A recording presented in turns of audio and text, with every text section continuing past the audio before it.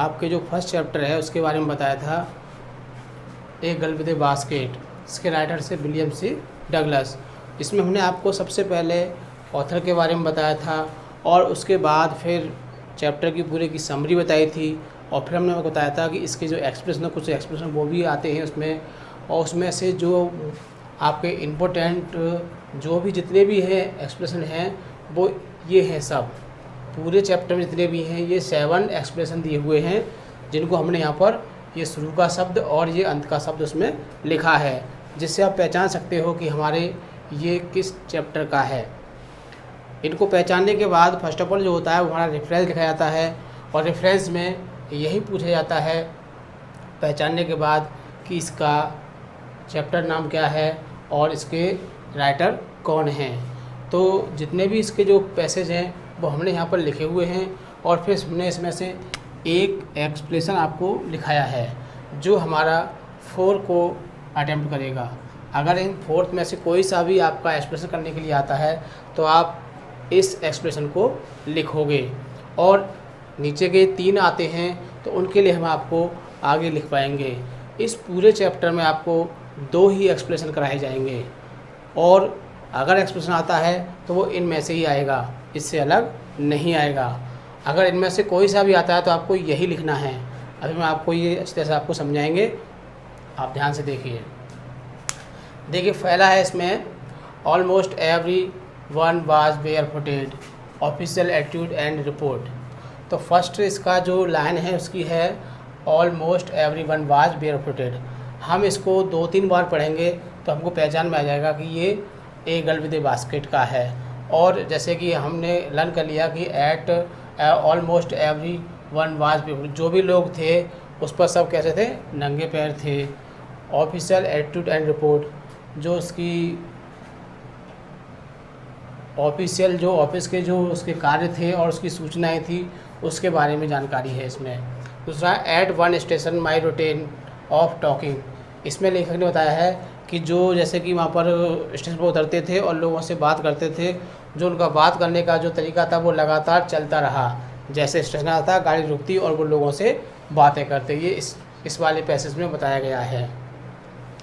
Third है दे वर refuse children, वे शरणार्थी बच्चे थे।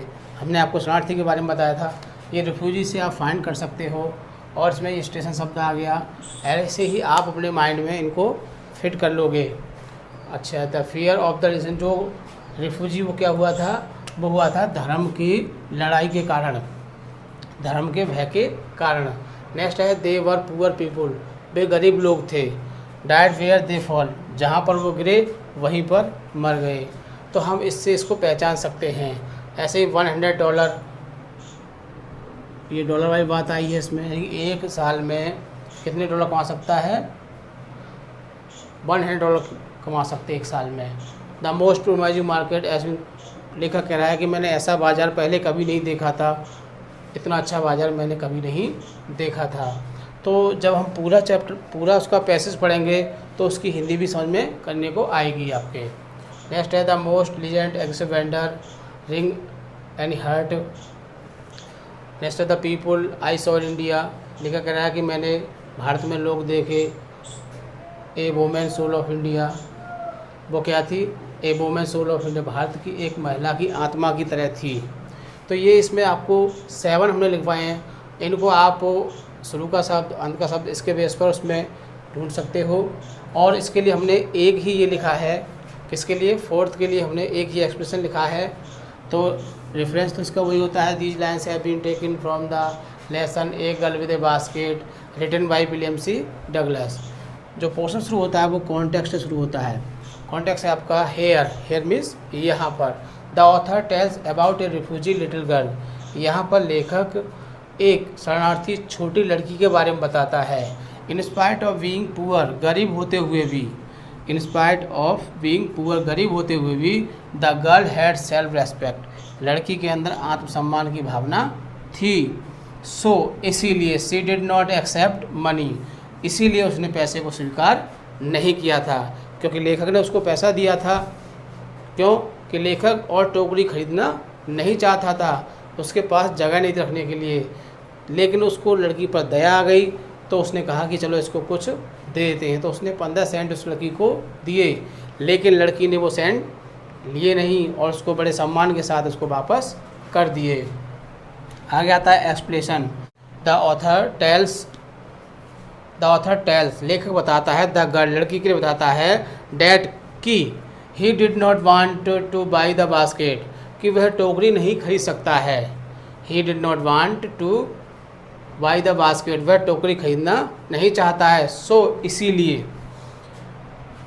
ही gave 50 cent to the girl as charity, इसीलिए वह लड़की को 15 सेंट दान के रूप में देता है, लड़की को 15 सेंट दान के रूप में देता है। But the girl did not accept the money, लेकिन लड़की पैसे को स्वीकार नहीं करती है। बिकॉज, क्योंकि शी वाज नॉट ए बेगर, क्योंकि वह एक भिखारी नहीं थी।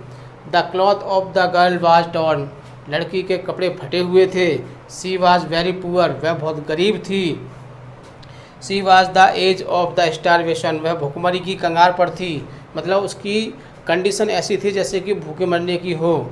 She only wanted to sell her basket, वह केवल अपनी टोकरी बेचना चाहती थी। सो इसीलिए she return the money to the author, इसीलिए उसने लेखक को पैसा वापस कर दिया। एट दैट टाइम, ठीक उसी समय वापस कर दिया। She behaved like a graceful lady, और उसने एक सम्मानीय महिला के तरह व्यवहार किया। तो हमने ये आपको एक एक्सप्रेशन आपको बता दिया है। अभी इसमें आपको हम एक और एक्सप्रेशन बताएंगे। ये 4 के लिए आपका ये अवेलेबल है, और नीचे वाले 3rd के लिए हम इसके लिए एक एक्सप्रेशन और आपको लिखवाएंगे।